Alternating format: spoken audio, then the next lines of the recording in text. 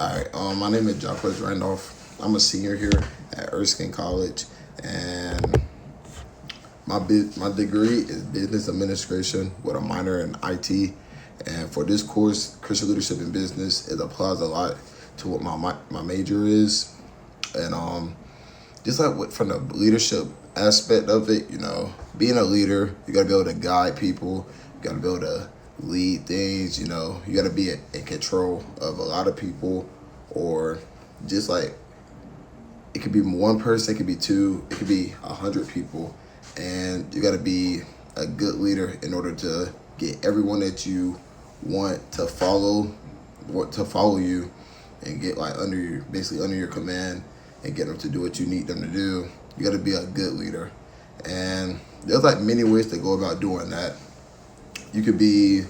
one of the stern type of like being very much an enforcer, not being much of a friend towards them, but I feel like that's not a good approach to in like certain situations, because if you want someone to do something for you, you need to build up that sort of relationship with them, and it allows for them to begin to trust you more, and it'll make them want to do things for you in a way. Instead,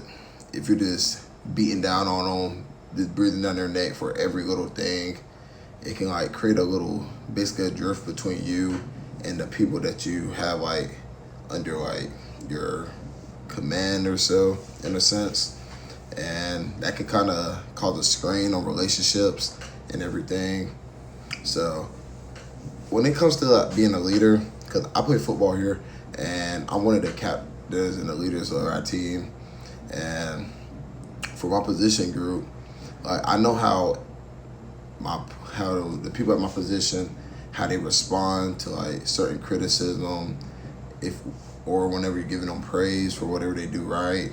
And everyone's completely different. Like some people, they can take that criticism and it allows them to flip that switch that they need to. And for some, if you give them that criticism in like a certain way, it may cause them to even start making mistakes even more often than what they was before you even said something to them about it. And that can affect their play on the field, and it just creates like a confidence drop, and it makes them seem like they're not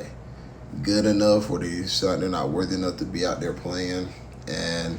that could cause them to just go on a downward spiral when it comes to their sport, making them fall out of love with it. So with me, with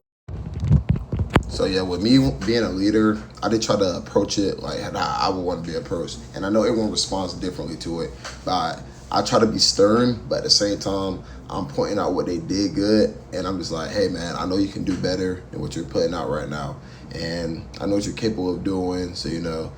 let's just like take a deep breath and, get it rolling so you can get back to that spot that you're used to being in. So, it like builds up that confidence back into them, that they have someone that knows their potential and what they could be doing possibly. And I feel like being a good leader, you got to be able to point those sort of things out to your players, just so you can have like a stronger bonding connection with each one of your players, and it results in everything is being tied together good, and it leads to on the field success, or in the leadership in business, it allows them to accomplish the goals that they have set out, and everyone's happy at the end of the day. So that's my introduction.